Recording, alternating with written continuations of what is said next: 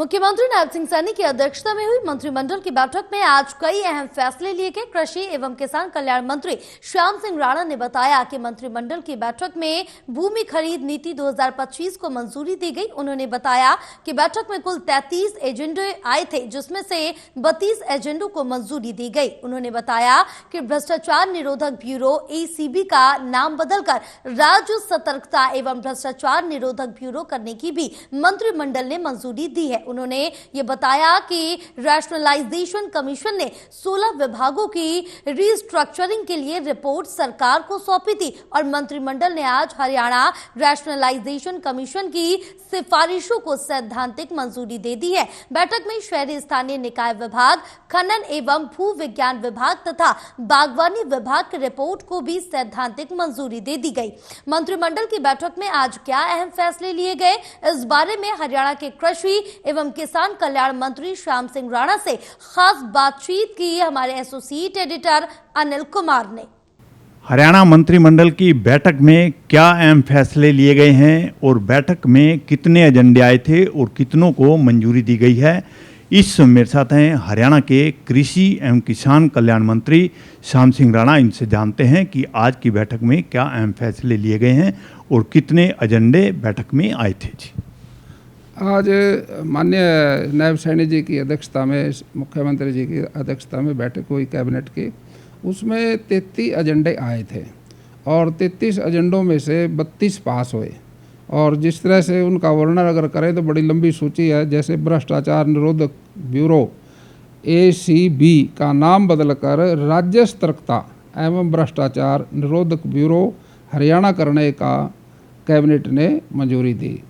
और कैबिनेट ने भूमि खरीद नीति 2025 को भी मंजूरी दी। और विकास परियोजनाओं के लिए सरकारी विभागों, बोर्डों व निगमों तथा सरकारी कंपनियों को स्वेच्छा से दी जाने वाली भूमि खरीद नीति 2025 को भी मंजूरी दी। भूमि के एकीकरण के लिए एग्रीगेटर्स को प्रोत्साहन देने तथा ऑनलाइन पोर्टल के माध्यम से उनके पंजीकरण से संबंधित प्रावधानों को इस नीति में शामिल किया गया। भूमि मालिक अपनी भूमि को पेशकश करके और उसका अधिकतम मूल्य प्राप्त कर सकते हैं। भूमि मालिक अपने हिस्से को आंशिक या पूर्ण रूप से बेच सकता है, जिसका पहले की नीति में प्रावधान नहीं था। सड़क परियोजना के लिए भूमि अधिग्रहण भी किया जाएगा। इसके लिए मॉडल को अपनाने पर विचार किया जाएगा। National highway authority of India का मॉडल जो है उसको स्वीकार किया जाएगा। इसके अलावा प्रस्तावित भूमि तक 5 क्रम का पहुंच मार्ग सुनिश्चित करने का प्रावधान किया गया है। एग्रीगेटर को सुविधा शुल्क कुल लेन देन लागत का 1% तथा 2 किस्तों में दिया जाएगा। एग्रीगेटर को 70% या उससे अधिक जमीन इकट्ठा करने पर 1,000 रुपये से 3,000 रुपये प्रति एकड़ प्रोत्साहन राशि दी जाएगी।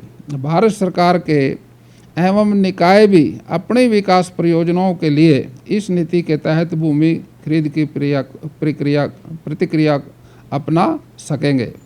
हरियाणा सिविल सेवा नियम 2016 में संशोधन की मंजूरी दी गई। मृतक कर्मचारियों के परिवारों को 2 साल का आवास सुविधा सुनिश्चित की गई है। सेवा के दौरान किसी सरकारी कर्मचारी की मृत्यु होने पर मृतक के परिवार को आवास भत्ता 2 वर्ष की अवधि के लिए मिलेगा। इसके अलावा परिवार सामान्य लाइसेंस शुल्क का भुगतान करके 2 वर्ष की अवधि के लिए सरकारी आवास को बरकरार रख सकता है। बैठक में हरियाणा सिविल सेवा पेंशन नियम में संशोधन को मंजूरी दी गई है और ये नियम 19 जुलाई 2016 से प्रभावी माने जाएंगे। सेवानिवृत्ति के समय सरकारी कर्मचारी द्वारा कम्यूट की गई पेंशन की राशि को सेवानिवृत्ति की तिथि से 15 वर्ष पूर्ण होने पर पुनः बहाल कर दिया जाएगा।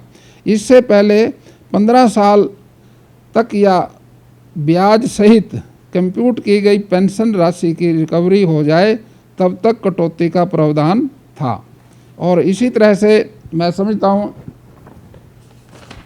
हमारे मुख्यमंत्री जी के अध्यक्षता में यह निर्णय पेंशनर की लंबी समय से चली आ रही मांगों के अनुरूप लिया गया है और इसका उद्देश्य सेवानिवृत्त कर्मचारियों को अधिक वित्तीय सुरक्षा प्रदान करना है। और एक प्रस्ताव ये था, राष्ट्रीय पेंशन प्रणाली NPS के तहत भारत सरकार द्वारा अधिसूचित एकीकृत पेंशन योजना को लागू करने का निर्णय हुआ। यह योजना अगस्त 2025 से प्रभावित होगी। 1 जनवरी 2006 या उसके बाद सरकारी सेवा में आए 2 लाख से अधिक कर्मचारियों को सुनिश्चित पेंशन का लाभ मिलेगा। इस योजना का उद्देश्य सरकारी कर्मचारियों को सुनिश्चित पेंशन, पारिवारिक पेंशन प्रदान करना है। नई एकीकृत पेंशन योजना के तहत 25 साल की सेवा पूरी कर चुके राज्य सरकार के कर्मचारी को सेवानिवृत्ति से पहले 12 महीने के दौरान प्राप्त औसतन मूल वेतन का 50% पेंशन मिल सकेगी। 10 या अधिक वर्ष की सेवा पूरी करने के बाद प्रति माह 10,000 रुपये का न्यूनतम गारंटी पेंशन मिलेगी। 1 जनवरी 2006 या उसके बाद सरकारी सेवा में आए 2 लाख से ज़्यादा कर्मचारियों को इसका लाभ मिलेगा। 1 जनवरी 2006 या उसके बाद सरकारी सेवा में आए 2 लाख से ज़्यादा कर्मचारियों को इसका लाभ मिलेगा। हरियाणा सरकार के कर्मचारियों के पास एकीकृत पेंशन या मौजूदा NPS को जारी रखने का विकल्प होगा। सरकारी विभागों तथा बोर्डों निगमों में कार्यरत महिला नियमित कर्मचारियों को अतिरिक्त आकस्मिक अवकाश प्रदान करने के लिए हरियाणा सिविल सेवा नियमों में संशोधन को मंजूरी दी गई है। अब सभी महिला नियमित कर्मचारियों को प्रति कैलेंडर वर्ष 20 के स्थान पर 25 आकस्मिक अवकाश मिलेंगे, यानी कि छुट्टी मिल सकेगी उनको 20 के स्थान पर 25। अंतर्राष्ट्रीय महिला दिवस के अवसर पर पंचकुला में यह घोषणा की गई थी। HKRN की अनुबंधित महिला कर्मचारियों को भी हर महीने एक अतिरिक्त अवकाश मिलेगा।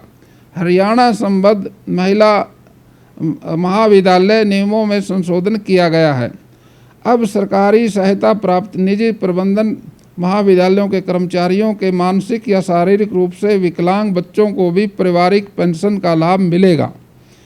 हरियाणा रेजिस्ट्रेशनलाइजेशन कमीशन की सिफारिशों को सैद्धांतिक मंजूरी। रेजिस्ट्रेशनलाइजेशन कमीशन के 16 विभागों की रिस्ट्रक्चरिंग के लिए रिपोर्ट सरकार को सौंपी गई थी। बैठक में शहरी स्थानीय निकाय विभाग, खनन, भू विज्ञान विभाग तथा बागवानी विभागों की रिपोर्ट को सैद्धांतिक मंजूरी दी गई है।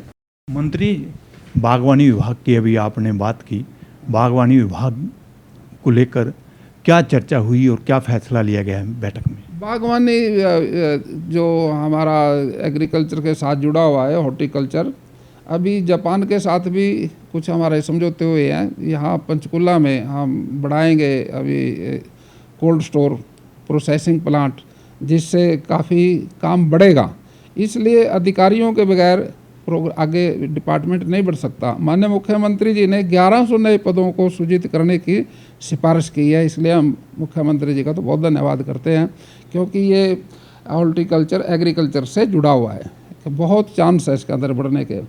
और मैं समझता हूँ भी और भी काफ़ी चीज़ों का बढ़ावा मिला है। जैसे रिपोर्ट में कुल पदों को हटाना, पदों का नाम बदलना, नए पद सृजित करना इत्यादि शामिल है। शहरी स्थानीय निकाय विभाग में 3,1533 पद स्वीकृत हैं, जो अब बढ़कर 36,351 होंगे। इस प्रकार विभाग के अनुशंसा पर सफाई कर्मचारियों के सभी पदों को कोई कटौती नहीं की गई। रेजुलेशन कमीशन ने खनन विभाग, भू विज्ञान विभाग के में भी 216 नए पदों को सृजित करने का फैसला किया है। इसके बैठक में 8 शहीदों के आश्रितों को अनुकंपा आधार पर नौकरी देने का भी निर्णय किया गया है। सरकार के नीति अनुसार अनुकंपा आधार पर युद्ध में शहीद हुए सैनिक, अर्धसैनिकों के आश्रित मृतकों के पद के आधार पर ग्रुप B, C या D पदों पर नियुक्ति के लिए पात्र हैं। बैठक में कन्या महाविद्यालय खरखोदा सोनीपत को राज्य सरकार के अधीन करने को मंजूरी दी गई है। पर तो प्रबंधन की लगातार मांग तथा उच्चतर शिक्षा विभाग की 5 सदस्यीय विभागीय समिति की अनुशंसा पर यह निर्णय लिया गया। मंत्री, जिस तरह भी आपने किसानों की बात की है, तो किसानों की आय बढ़ाने के लिए आप क्या कदम उठा रहे हैं?